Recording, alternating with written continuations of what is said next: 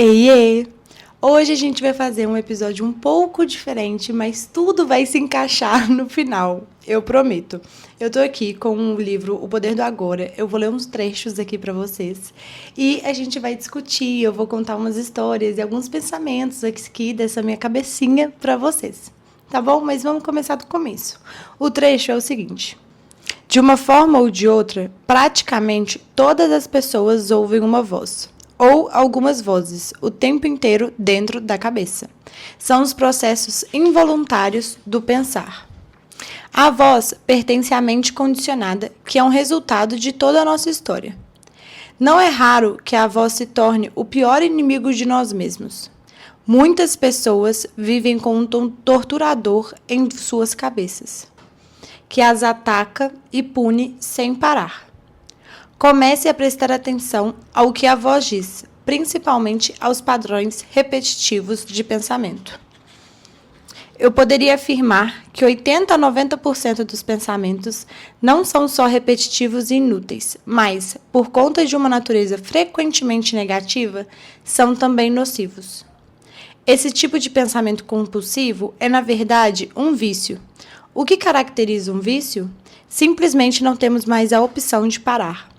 O vício parece ser mais forte do que nós, proporciona ainda uma falsa sensação de prazer. Um prazer que quase sempre se transforma em sofrimento.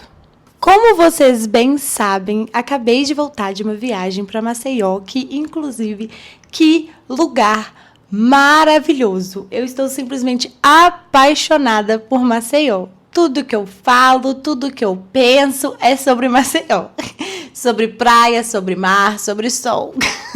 Mas, nessa viagem, eu li o terceiro livro da série de livros do Dan Brown, que vocês sabem que eu estou com hiperfoco nesse negócio. Estou viciada nesse negócio, mas eu li o terceiro livro, que é O Símbolo Perdido.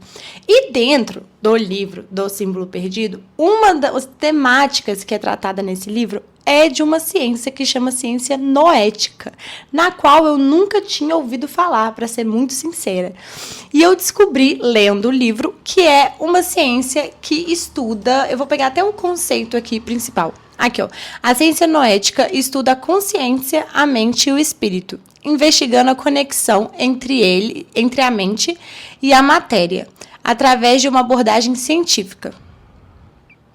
Ou seja, tentando transformar todo aquele conceito, todo o potencial humano de telepatia, intuição, autocura, tentando comprovar e transformar toda essa ideia realmente em bases científicas, comprovar elas.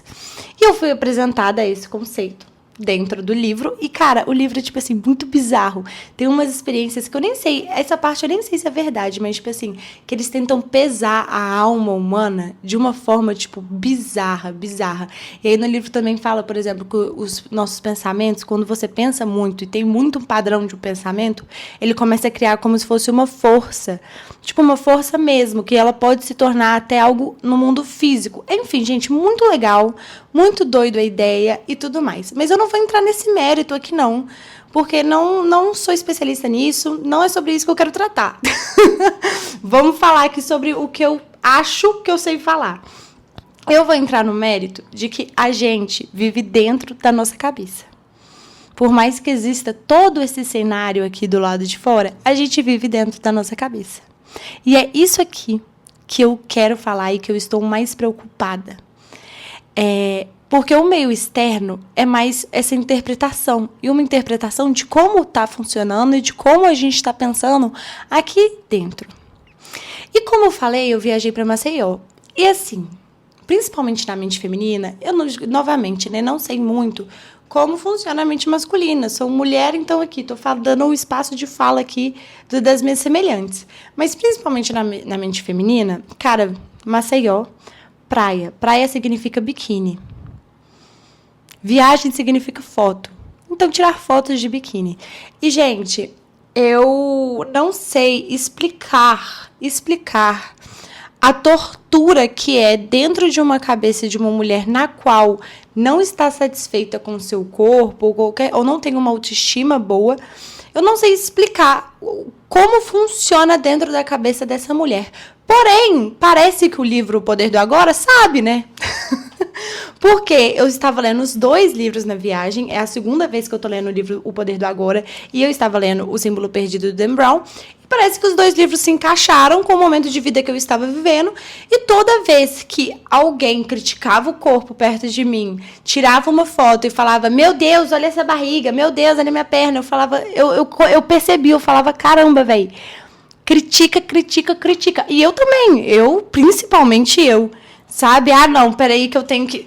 deixa eu me arrumar aqui, sabe? E eu comecei a prestar muita atenção nisso. Muita atenção sobre essa forma de tratamento que a gente tem dentro da nossa cabeça. E como isso é realmente preocupante, eu digo não só nesses momentos, tipo, você tá viajando e você tá na praia. Mas dia a dia, sabe? Quando você tira a roupa para entrar no banho, você se vê no espelho, o que que você fala ali para você?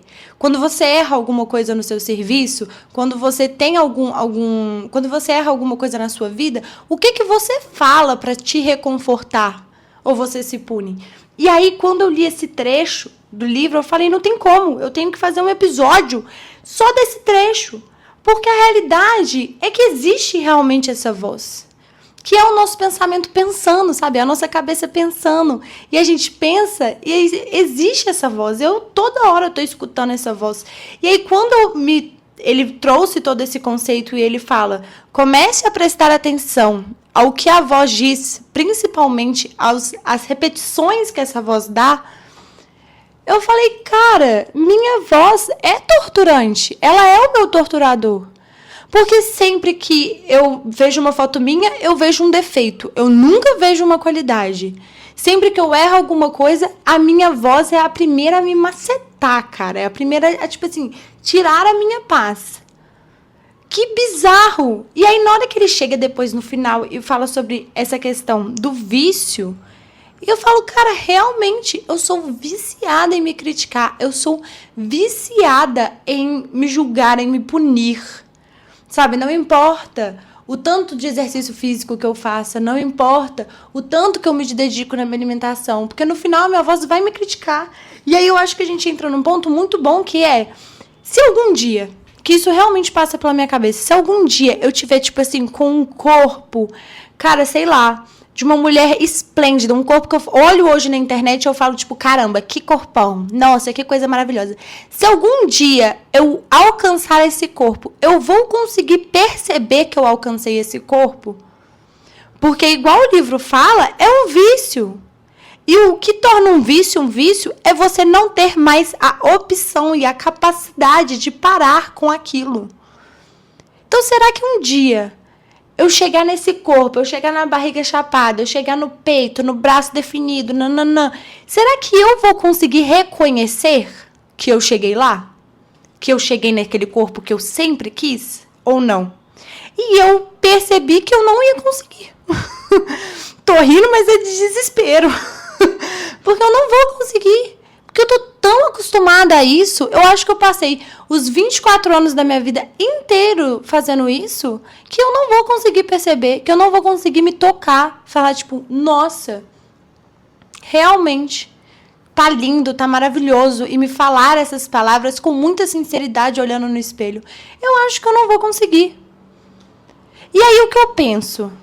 Será que realmente a mudança tem que ser externa? Será que realmente eu tenho que mudar o meu corpo para eu conseguir perceber? Ou eu tenho que mudar a minha percepção para eu conseguir ver meu corpo?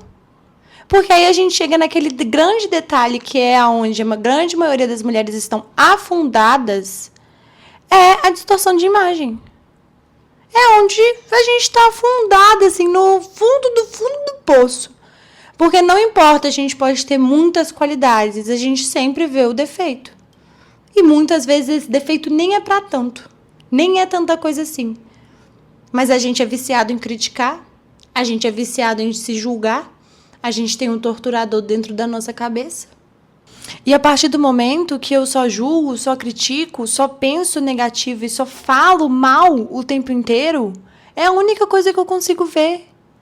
Só consigo ver defeitos, só consigo ver coisas ruins. Não consigo tirar uma coisa boa, porque é só isso que eu vejo. Então, antes da gente tentar mudar esse externo, ter o corpo do verão, atingir tal objetivo, ter tanto por cento de gordura, pesar tanto, ter perna definida, tirar a celulite, antes disso tudo, a gente tem que perceber o modo como a gente está se vendo, porque se a gente não mudar como a gente se vê, a gente não muda o externo. A gente tenta muito mudar o externo, achando que isso vai melhorar a forma como a gente interpreta o nosso corpo, interpreta o julgamento que a gente tem do nosso corpo. Mas, na verdade, é ao contrário. Você tem que mudar essa forma de se ver. Para essa forma de se ver refletir em você começar a ver pontos positivos, ver a realidade como ela é. E conseguir alcançar determinados objetivos e conseguir alcançar determinadas coisas na sua vida, mas com base na realidade, vendo a coisa como é. Porque senão a gente vai chegar lá no final do ano com o corpo do verão, com o corpo esbelto, maravilhoso, e não vai conseguir ver ele. Porque você só foca nas coisas negativas. E você não vai conseguir se ver, ver beleza em você. E aí a gente fica preso nesse ciclo vicioso do sofrimento. Nesse ciclo vicioso de crítica, julgamento, insatisfação. A gente tem que mudar um pouco a ordem das coisas. E aqui eu tô dando um exemplo de corpo, mas assim, foi com base no que eu tava vivendo ali na hora. Mas isso se estende para várias outras coisas.